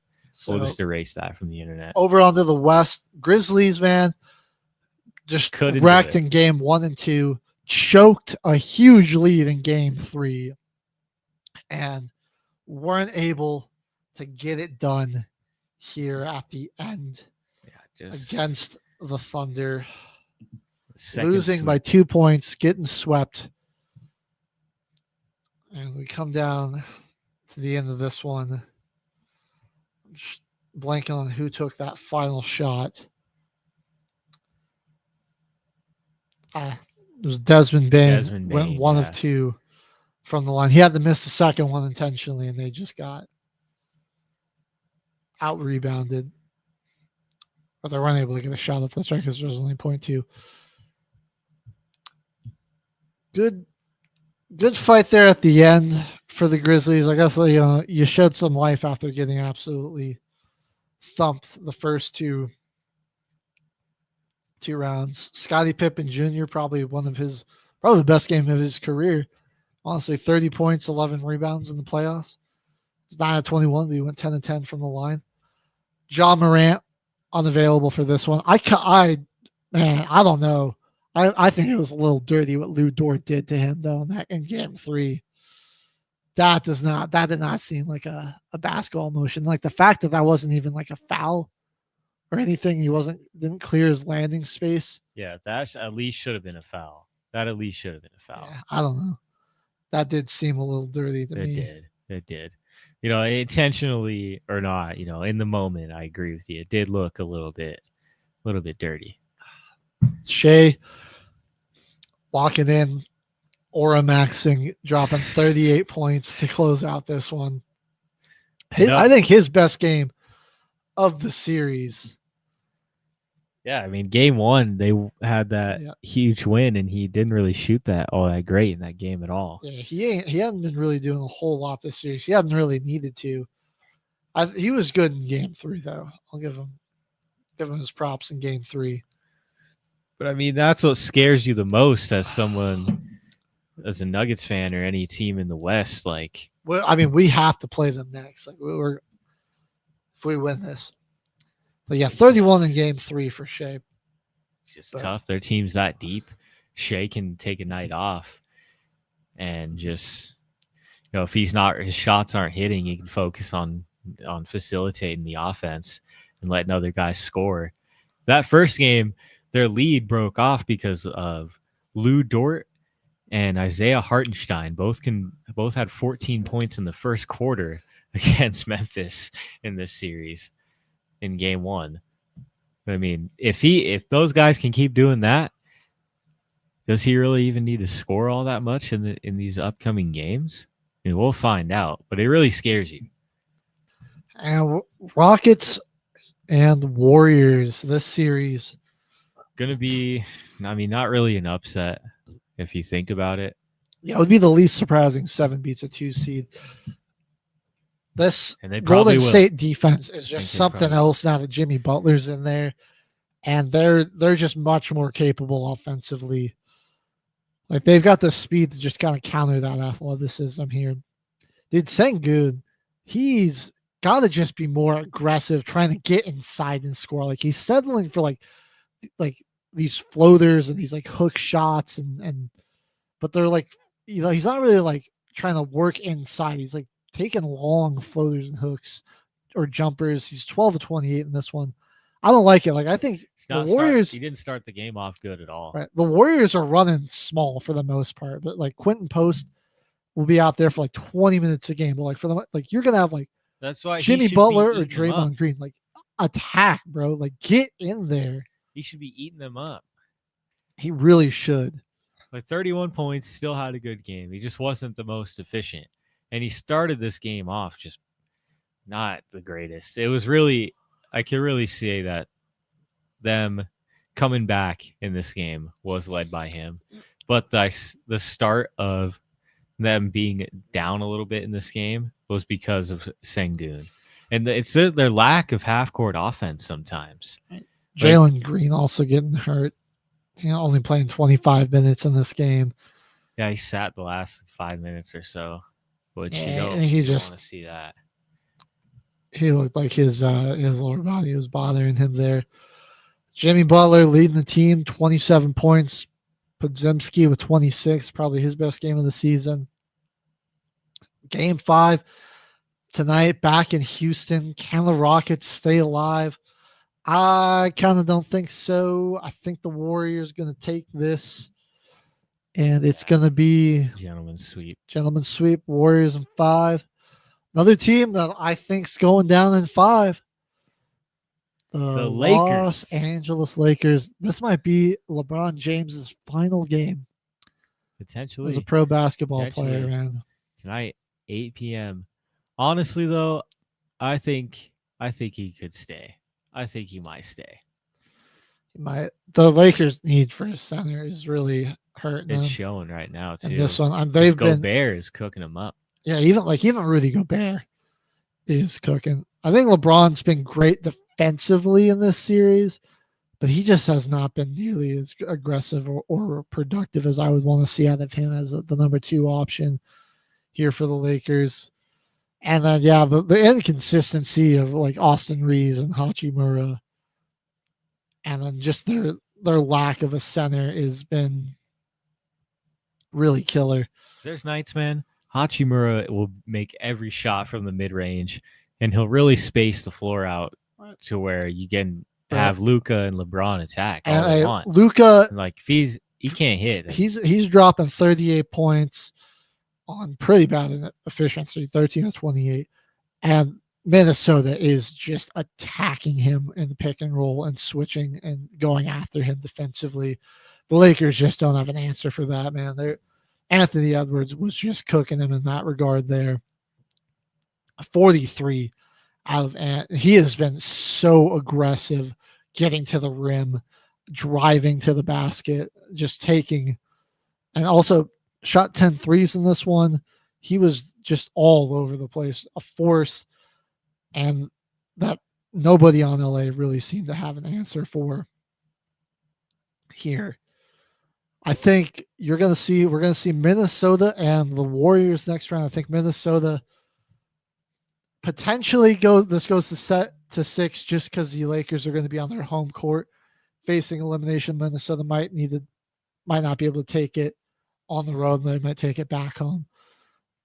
But looking at a Warriors Rockets, Yeah, I got Timberwolves taking this one. I do. Yeah. And the that's Edwards- great for the Timberwolves. If it's the Warriors, they're so small. You are gonna have the Warriors are gonna need to figure something out. I just don't think that size disparity is gonna work. And they're gonna put Steph Curry in that action. They're gonna try to force him to guard Anthony Edwards. Like, what are you gonna do then? We will see. I honestly, if it's Timberwolves Warriors, man, which it most likely will be, it's my bet. I got the Timberwolves going Western Conference Finals back to back. Dude, I see it. Yeah, I mean they seem to have a good path here. Especially if the Lakers came into this playoff so highly regarded. I feel like everybody kind of wrote off the Timberwolves. But man, we really found out a lot about the Lakers right now. Yeah, we That my prediction when they got Luka is that it's going to be a long term. This is long term for them. Oh yeah, it certainly And that wasn't is a win now definitely move. not a win now move. They started playing well towards the end. They went on a good run. Roster's Hey. just not nearly complete. But it's enough. not that time yet for them. All right, whew. This series been terrible for my heart rate. Nuggets, Clippers, Game 4, wild roller coaster, man. Nuggets started dominating in the third, then they blew a 22-point lead in the fourth. Then they're down by 1. Then they tie the game up, and then Aaron Gordon gets a the alley-oop on a total pass by Nikola Totally a Jokic. pass. That was totally a pass, man. Totally a pass. That was a pass. He was just being humble. Totally a pass by Jokic. AG throws it down to win the game. Joker with a 36, 21, and 8 there. What a Murray, game. not very aggressive in this one. I thought MPJ, he was pretty efficient, 4-7 from 3. Love to see that from him. I would like to see him be a little more active on the boards. Wasn't super active on this one. And just try to block some shots. But I liked Christian Brown. This is when he started to figure something out, guarding Harden. And, you know, he just is like, I don't think he's afraid to pick up fouls anymore. Like he's like, and I think the referees are kind of like aware of of Harden's crap now. And they're going to let him play. I like it. Like that. Zubac again was very good. Harden, 11 assists, only 15 points. So he found some other ways to get things working. Clippers bench was decent in this one. Nuggets bench, obviously, non-existent here. That's going to be a problem, but if they come out of this series going up against OKC, we'll see how they address that. That thrilling game this was. High again, the valleys and peaks here. Yeah, it's a lot of ups and downs in this series, dude. Had my heart racing. Last Zubac's night, balling. they took care of business in a more direct and this was a good win here. dominant fashion. Murray showed up. Yeah, Murray this is the showed up in trip. this The one. Jamal Murray we need.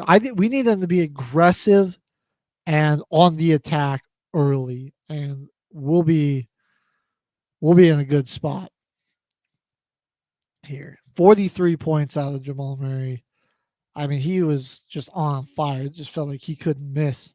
And it's really what we need, honestly, because when he shows up, it is immense, and you see it on the box score. You see it when you watch the game. You see it with the rest of the team. But when he is not, when there's certain guys on the Nuggets that don't show up, it is a clear difference on how the entire team plays and how the game plays out. And I think other guys start to play better when Murray's playing better too, man. And it just enables Jokic more. It enables other guys. We're this kind of a funny triple-double for Jokic, 13, 10, and 12 for him last night. I thought Aaron Gordon was great. So was Porter. He was a lot more. He was just willing to go up and meet some guys at the rim. He blocked Zubac one time.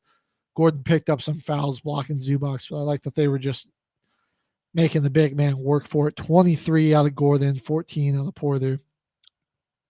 21 for Westbrook. He was on fire too early. The Mario Kart item box, dude. You don't ever know what you're gonna get from. He really is. He's a wild card. God, please, Ross, could you be a little more consistent in the playoffs? I gotta get that. Love it. I gotta get that Russell Westbrook Nuggets jersey, man. I need it.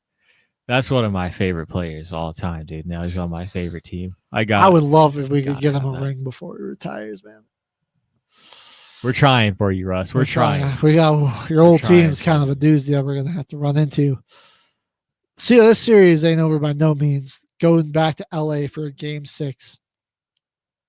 Hopefully, if Zubac plays the same, dude. Yeah, he wasn't really as much of a factor on the glass, but 27 points, 11 for 15, and 5 of his free throws knocked down. I mean, right? He's playing insane. And he's kind of holding Jokic a little bit. Like he's kind of stepping up in defense. What we got, we kind of need to force. Well, I think that's what we sort of did last night. Is I feel like Zubac was getting forced into the role of a scorer. And, it did help us, right? Like Kawhi and Harden just weren't taking that many shots. I mean, Kawhi did have 15 shots. But yeah, it felt like those guys weren't having that huge of an impact. Like they were looking to Bogdanovich and Norman Powell a bit more, Chris Dunn. That's true. So when the Nuggets make 17 threes, go ahead and let Zubac take all these little 2-pointers under the basket. I see the strategy there.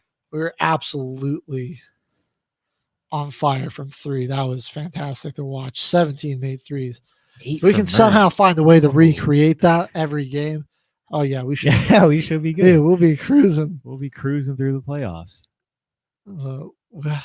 Time will tell. I feel good about us potentially being able to close this thing out in 6. I think we can go on the road and get it done. I really do. My hope is definitely back, but our guys just got to show up. They just got to show up. Yep. Our guys got to be there. I mean, that'll be the big thing. Is like can we replicate this, or are we gonna get all inconsistent again? And that's just where this team, when they're when these guys are on, they're hard to stop. They're really good. But then when they're off, oh my God. Sometimes you just close your eyes. You got to change the channel. I think that's why we saw such a big disparity in the regular season when Jokic was on and off the floor, because people really were they were off to a slow start in the season. And we were seeing guys kind of just getting into the flow of the season really, really late.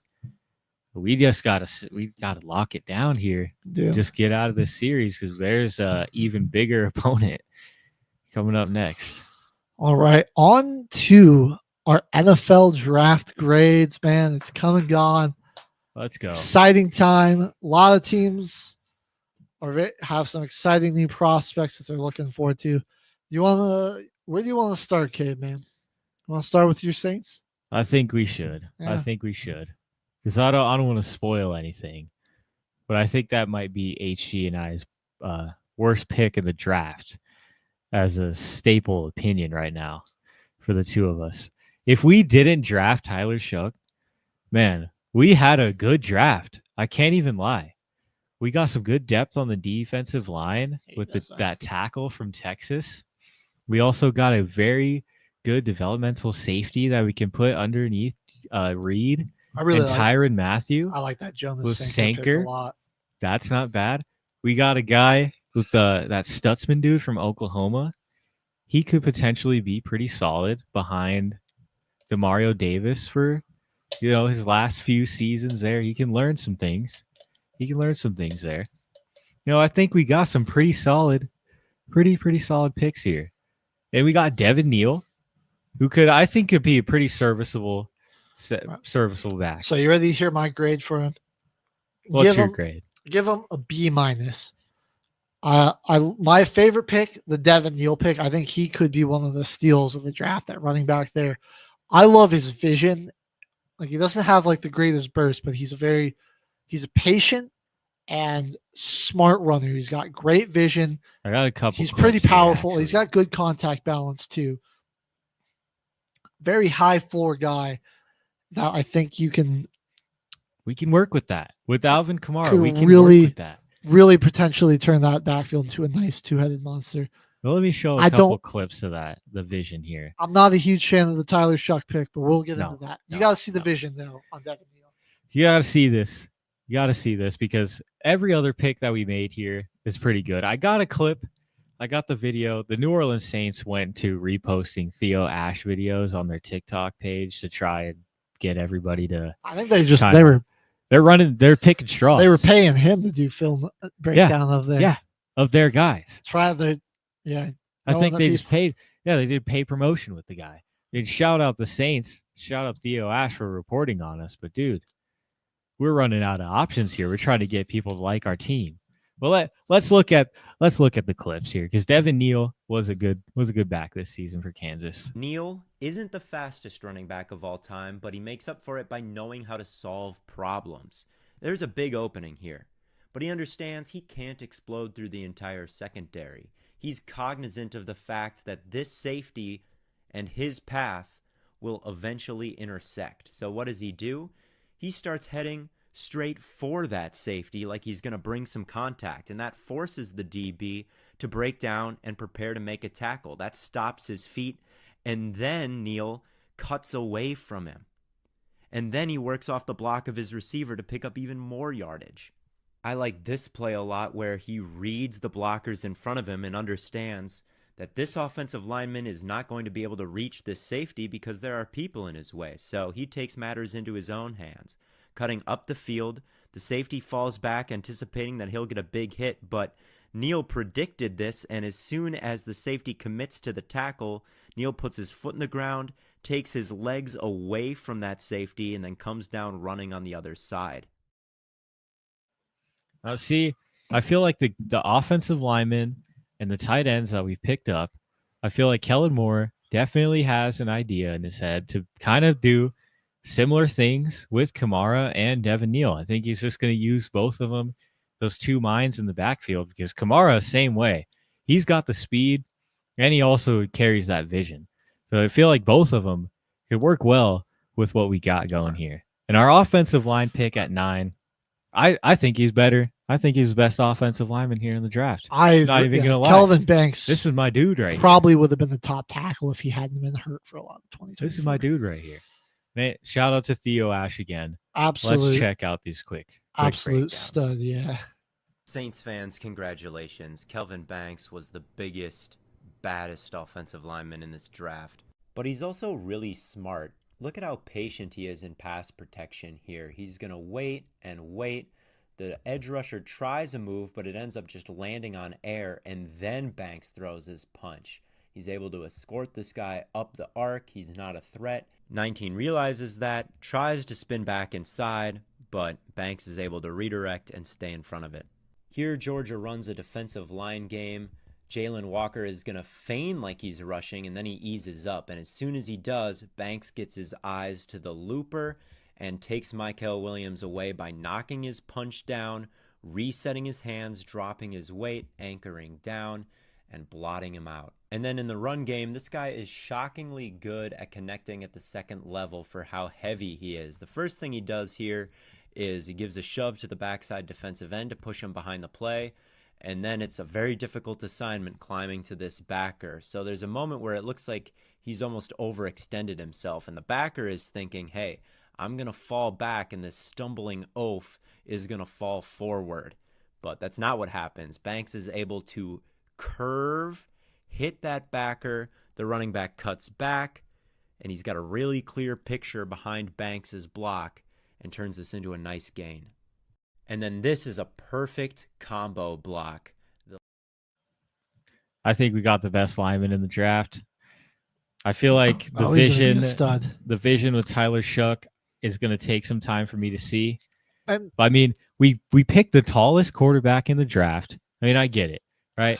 We didn't really want to take a chance on on the shorter guys, the guys with the, going through some personality issues in their interviews, or maybe guys that aren't really ranked up as high. Can I give you my silver lining with Shough here? I think he has the potential to be a really good quarterback. Excuse me, in the NFL. He wants to get the ball out. He's been really accurate. He's not bad. Like, he doesn't hold on to a wall. He's got enough athleticism to make stuff happen when the play breaks down. It's just with his injury problems, the fact that he's 26, this dude's Christian Ponder. His age. Get this guy out of here. And he does get a little panicky under pressure sometimes and has had some really bad turnovers because of that. I wouldn't have hated. I think the pick would have been better if you didn't waste the 40th pick on it. There are other needs on your team where this just feels like you were for a guy that is I think he's a huge boom or bust type of project, and I don't hate a pick like that if you didn't use the 40th pick on it. That's where my issue is. I'm like, I could see Shough being good, but there's also a lot of things that do make me nervous about how he's going to turn out. He would have been there in the NFL. He would have been there right. to be with our 7th round freaking compensatory pick.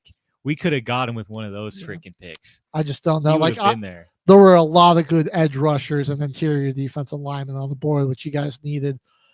No, we could have Vernon Broughton. He'll be all right. I think. I don't see him being that dynamic of a player. I just think you guys could have gotten yourself a real good edge, or we could have exactly defensive type of player. There. Like Broughton, he's more going to be for depth in the interior, or hell, because like another receiver or something like or a good tight end prospect. That's where I really felt like we needed the tight end that we did get later in the 7th round. another one that I really felt like we could have got something more. But with the final, I could have said way more. I could have went on a Jimmy Covers rant right there for 30 minutes about that draft, all because of one guy. But we'll see when the season starts. You know what? I'll get his jersey too. I'll get his jersey before the season starts. He probably isn't even going to play because we still have Derek Carr. So, but HG, the Broncos are kind of mixed. My Broncos. They're mixed in the picture because a lot of people don't really like that draft, which is weird to me, man. I don't know. I'm a pretty big fan of it as a Broncos fan.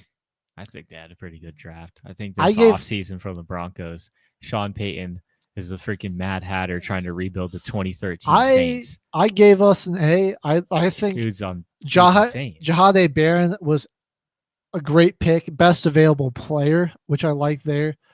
A guy that's got a nose for the football. And I mean, we're trying to, like a team that could beat the Chiefs and the Ravens, the Bills, that have really adopted this short passing game. A lot of they run a lot of screens and stuff.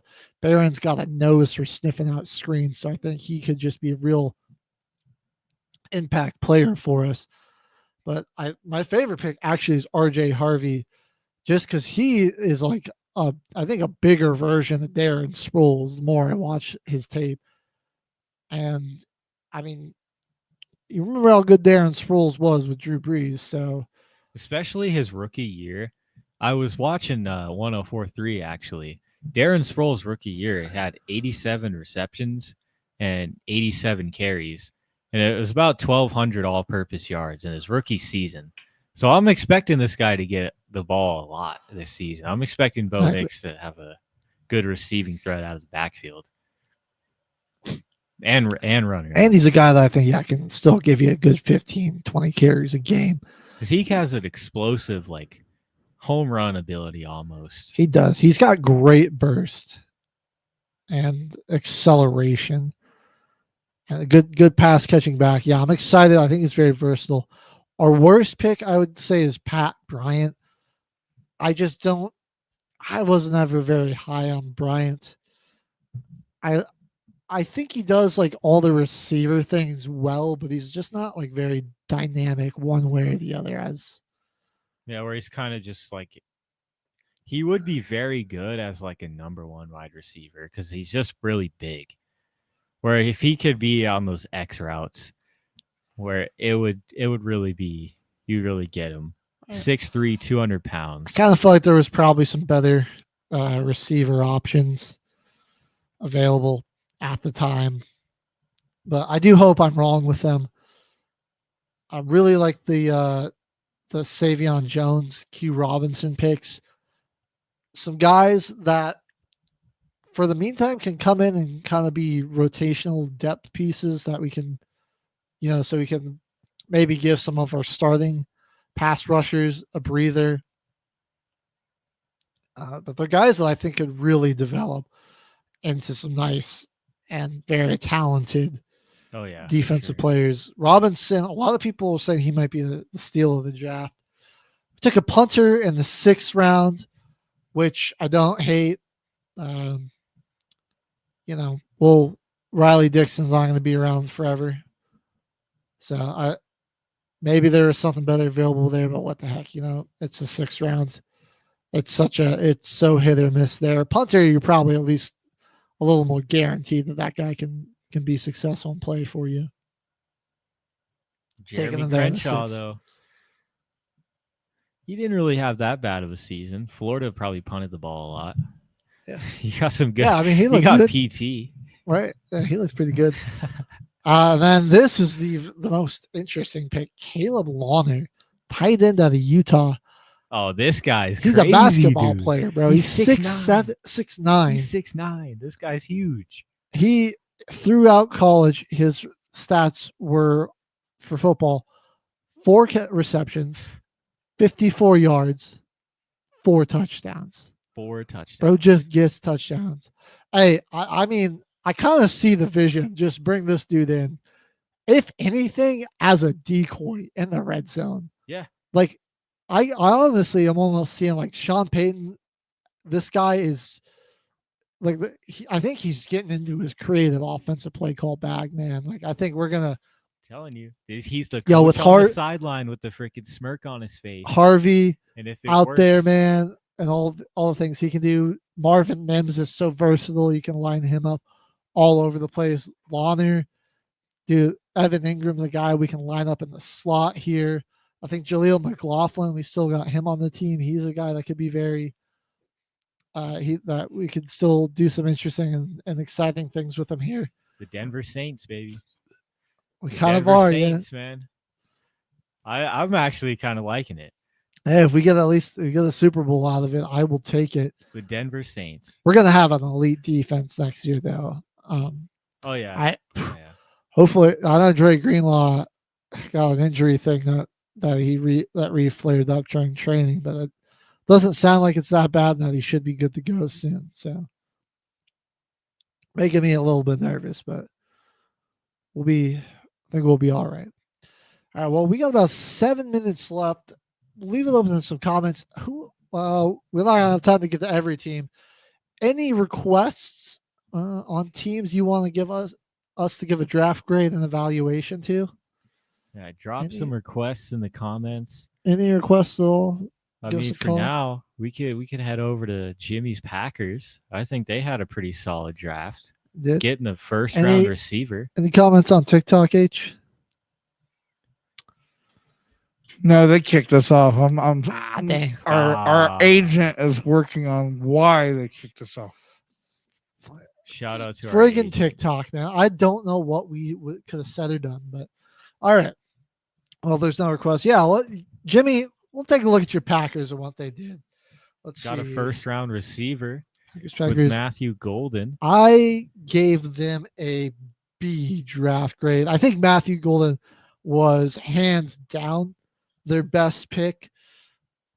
I didn't really like taking Savion Williams in the third round after he'd already drafted Golden. You got a lot of depth there, especially if you're going to go with another receiver. Williams has wildly inconsistent hands. And Don't get me wrong. Had a big drop problem all year. Yeah, he's electric when he gets the ball in his hand, but he's looking to make a play too often.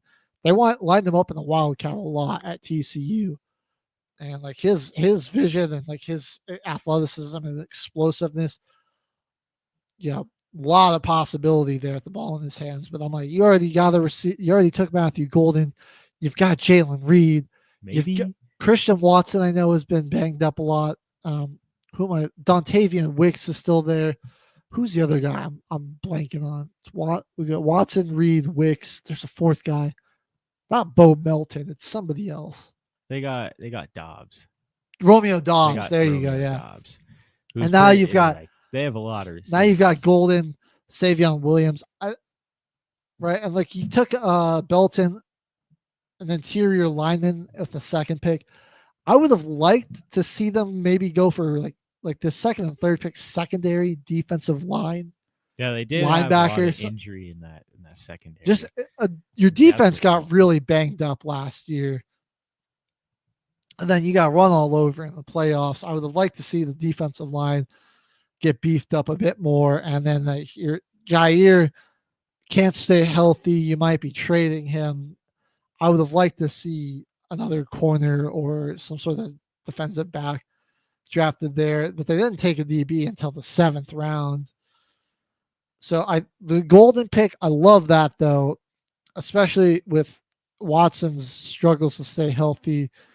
And the other guys are all pretty dynamic, but they can be a little inconsistent and everything. So I think Golden, just another weapon there for Jordan Love, who could be in for a big season. But I'm not the Belton and Savion Williams picks. I'm not thrilled about. Honestly, behind that, Barron Sorrell, edge rusher is not bad. The Colin Oliver pick is solid. A Georgia defensive lineman, you can't usually go wrong with those. 7th round cornerback, that's a flyer. Like that's, who knows how that's going to go. But it's a 7th round pick. I like to take, just filling up, getting some depth out of the position of need. So all in all, solid draft out of the Packers here. I think the vision with Williams probably going to be to use him in that kick return. That's true. I think special teams gadget play type of guy. Yeah, because he really does have that explosiveness. 8 pass drops, but he was the best receiver in the class in contested catch rate. Right. So it does kind of make me feel like they are going to just. It's not like his hands are bad. He's just barrel. inconsistent. Like he'll shock you and make some incredible catches, and then the next play he'll come out and drop a wide open button hook, and you're like, what are we doing? Easiest pass ever to catch. Be the ones that he does drop. All right. Well, if you don't mind, can I give out one of my worst draft grades of the class before we? What's your worst draft grade, HG? I think this might actually be my worst. I gave Houston a big old fat D. Dang. Because it's garbage. It was garbage. Bro, I get that you got. I don't mind taking Jaden Higgins. You trade out of round 1, which I did. I wasn't thrilled about. When you got rid of Tunsil, you need offensive line help. Josh Simmons, the guy that the Chiefs they gifted to the Chiefs, you give him to the Chiefs, which would have been great for Houston. That would have been round 2 pick. Okay, Higgins. I can see Diggs is gone. Tank Dell's dealing with the injury. You go Arisi out of Minnesota. I like that pick. And then we go and take Jalen Noel with our 3rd pick. So another wide receiver. And it's like, what? Yo, what the number one issue, the reason you lost so many games last year, CJ Stroud was under siege. He took a big step back because you couldn't protect him. You couldn't keep him upright. And then you made your offensive line worse by trading away Laramie Tunsil. And they only took one offensive lineman with the 48 with that whole pick. Like Woody Marks in the 6th. Don't like that at all. I mean, I don't think he's going to play a whole lot behind Wood Nixon. I don't think he was that good either.